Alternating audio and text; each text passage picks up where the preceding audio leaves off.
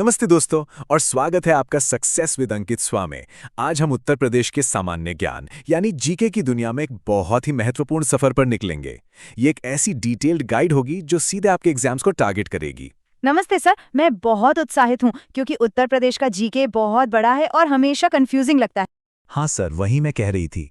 उत्तर प्रदेश का सामान्य ज्ञान इतना ज्यादा है कि समझ ही नहीं आता कि क्या पढ़ें और क्या छोड़ें। बिल्कुल सही कहा। और इसीलिए आज का ये सेशन बहुत जरूरी है। हम सिर्फ उन्हीं चुनिंदा तथ्यों पर फोकस करेंगे जो न केवल एग्जाम्स में बार बार आते हैं बल्कि जहां सबसे ज्यादा कंफ्यूजन भी होता है। हमारा लक्ष्य है कॉन्सेप्ट्स को एकदम शीशे की तरह साफ करना ताकि आप अच्छे नंबर पक्के कर सकें। चलिए सबसे बेसिक चीज से शुरू करते हैं, राज्य की पहचान। उत्तर प्रदेश की स्थापना 24 जनवरी 1950 को हुई थी। इसका पुराना नाम यूनाइटेड प्रोविंसेस था। सर, यहीं पर मुझे कंफ्यूजन होता है। एक तारीख है स्थापना की 24 जनवरी 1950 और दूसरी है पुनर्गठन की 1 नवंबर 1956। इन दोनों में क्या अंतर है? बहुत बढ़िया सवाल पूछा और यही वो कंफ्यूजन है जो एग्जाम में नंबर कटवाता है। देखो, 1950 में जो स्थापना हुई उसका मतलब था सिर्फ नाम बदलना। संयुक्त प्रांत का नाम बदलकर उत्तर प्रदेश रखा गया, बस। जबकि 1956 में राज्य पुनर्गठन अधिनियम के तहत प्रदेश की प्रशासनिक सीमाओं में मतलब बाउंड्रीज में बड़े बदलाव किए गए थे। ओह अच्छा, तो स्थापना मतलब सिर्फ नाम बदला और पुनर्गठन मतलब सीमाओं में बदलाव हुआ। अब समझ आया सर। बिल्कुल। अब आगे बढ़ते हैं राजकीय प्रतीकों पर। राजकीय पशु है बारहसिंघा, पक्षी है सारस क्रेन, पेड़ है अशोक और फूल है पलाश। लेकिन सबसे दिलचस्प है इसका राजकीय चिन्ह। हाँ सर, मैंने देखा है। एक गोले में 2 मछली और एक तीर धनुष होता है। इसका क्या मतलब है? ये चिन्ह प्रदेश की मिलीजुली संस्कृति और विरासत को दिखाता है। इसमें जो 2 मछलियां हैं वो अवध के मुस्लिम शासकों का प्रतीक हैं और जो तीर धनुष है वो हिंदू देवता भगवान श्री राम का प्रतीक है। ये वाकई में इतिहास और संस्कृति का एक खूबसूरत संगम है। वाह, मतलब एक ही चिन्ह में इतनी गहरी बात छिपी है। एकदम। चलो इसी जानकारी पर एक प्रैक्टिस क्वेश्चन करते हैं। सवाल है, उत्तर प्रदेश के राजकीय चिन्ह में क्या शामिल नहीं है? ऑप्शंस हैं मछलियां, धनुष, तीर या मोर। सर, ये तो बहुत आसान है। अभी हमने पढ़ा कि मछली, धनुष और तीर तो हैं, मतलब सही जवाब है डी, मोर। बिल्कुल सही। और एग्जाम में ऐसे ही सवाल बनते हैं। बहुत बढ़िया। अब बात करते हैं भूगोल की। क्षेत्रफल के हिसाब से उत्तर प्रदेश भारत का चौथा सबसे बड़ा राज्य है। इसका कुल क्षेत्रफल लगभग 2,40,000 वर्ग किलोमीटर है। सर, क्या ये 7.33% वाला आंकड़ा याद रखना जरूरी है? मतलब भारत के कुल क्षेत्रफल का कितना प्रतिशत है? हाँ, ये बहुत जरूरी है। कभी कभी परीक्षाओं में ये सटीक प्रतिशत पूछ लिया जाता है, तो याद रखना 7.33%। सीमाओं की बात करें तो उत्तर प्रदेश की एक अंतर्राष्ट्रीय सीमा भी है जो नेपाल से लगती है और राज्यों में इसकी सबसे लंबी सीमा मध्य प्रदेश के साथ है। और सबसे छोटी सीमा हिमाचल प्रदेश के साथ है ना सर? शाबाश, बिल्कुल सही। ये मैप पर आधारित सवालों के लिए बहुत जरूरी फैक्ट्स हैं। अब देखते हैं प्रशासनिक ढांचा। प्रदेश में 18 मंडल और 75 जिले हैं, लेकिन राजनीतिक नजर से जो संख्या सबसे ज्यादा मायने रखती है वो है 80। 80 लोकसभा सीटें? सर, ये संख्या इतनी खास क्यों है? इसका राष्ट्रीय राजनीति पर क्या असर पड़ता है? इसका असर बहुत बड़ा है क्योंकि ये भारत में किसी भी राज्य की सबसे ज्यादा लोकसभा सीटें हैं। इसका सीधा मतलब ये है कि केंद्र में सरकार बनाने के लिए उत्तर प्रदेश में जीतना बहुत जरूरी हो जाता है।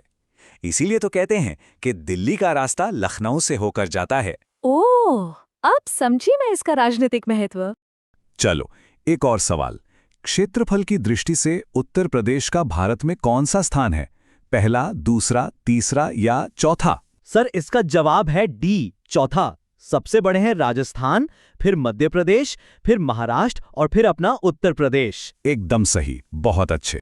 जैसे केंद्र में लोकसभा और राज्यसभा होती है, वैसे ही उत्तर प्रदेश का विधानमंडल भी द्विसदनात्मक यानी बायकैमरल है। यहाँ 2 सदन हैं। अच्छा, एक निचला सदन जिसे विधानसभा कहते हैं और एक ऊपरी सदन जिसे विधान परिषद कहते हैं। बिल्कुल। अब इनके बीच का अंतर देखो।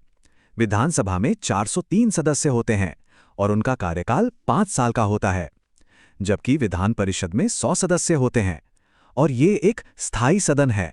सर, ये स्थायी सदन या परमानेंट हाउस का क्या मतलब है? ये कभी भंग क्यों नहीं होती? स्थायी सदन का मतलब है कि ये विधानसभा की तरह कभी पूरी तरह से भंग नहीं होता। ये हमेशा चलता रहता है। इसके सदस्यों का कार्यकाल 6 साल का होता है और एक बहुत ही दिलचस्प प्रक्रिया है कि हर 2 साल में 1/3 सदस्य रिटायर हो जाते हैं और उनकी जगह नए सदस्य आ जाते हैं। अच्छा, मतलब ये कंटिन्यूअस बॉडी है। समझ गए सर। बहुत बढ़िया। अब आते हैं राज्य के संवैधानिक प्रमुख यानी राज्यपाल पर।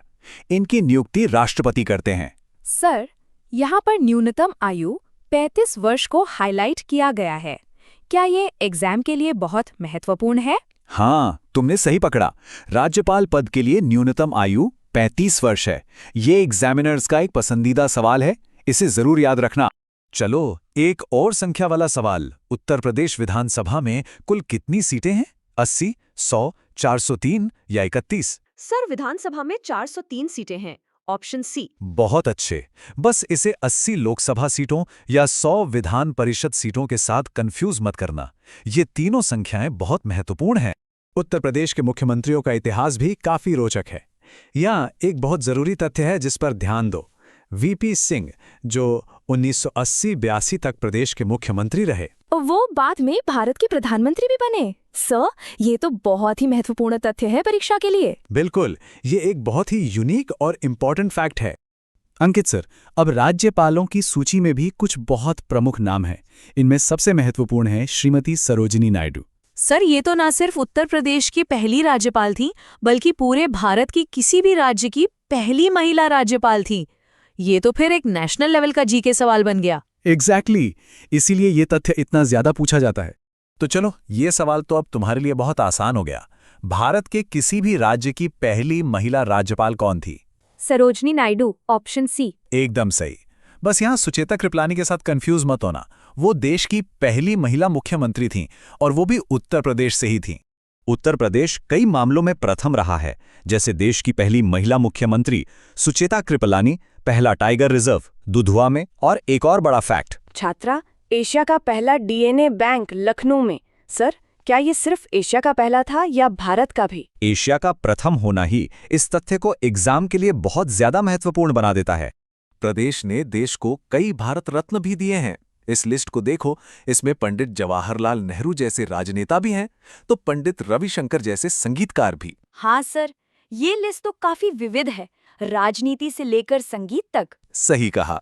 और ये दिखाता है कि इस प्रदेश ने देश को हर क्षेत्र में कितनी महान हस्तियां दी हैं। चलो, कुछ बहुत ही रोचक त्वरित तथ्यों पर नजर डालते हैं। प्रदेश में 10 बार राष्ट्रपति शासन लग चुका है और एक बहुत ही अनोखा भौगोलिक तथ्य है सोनभद्र जिले के बारे में। सोनभद्र जिला 4 राज्यों की सीमाओं को छूता है। वाओ, वो कौन कौन से 4 राज्य हैं सर? ये राज्य हैं मध्य प्रदेश, छत्तीसगढ़, झारखंड और बिहार। लेकिन तुम्हारे एग्जाम के लिए सबसे जरूरी है जिले का नाम याद रखना, सोनभद्र। तो हमारा आखिरी अभ्यास प्रश्न इसी पर है। उत्तर प्रदेश का कौन सा जिला 4 राज्यों की सीमाओं को स्पर्श करता है?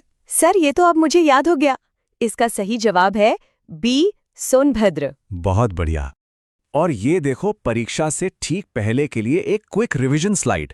इसमें हमने आज के सबसे महत्वपूर्ण तथ्यों को एक जगह इकट्ठा कर दिया है। वाह सर, ये तो बहुत ही मददगार है।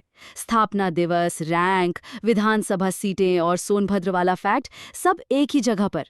लास्ट मिनट रिवीजन के लिए ये बेस्ट है। बिल्कुल।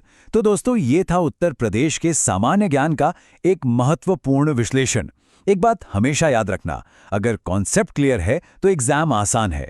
रोज जीके सीखते रहिए, सफलता जरूर मिलेगी। Thank you so much sir, आज सारे कंफ्यूजन दूर हो गए।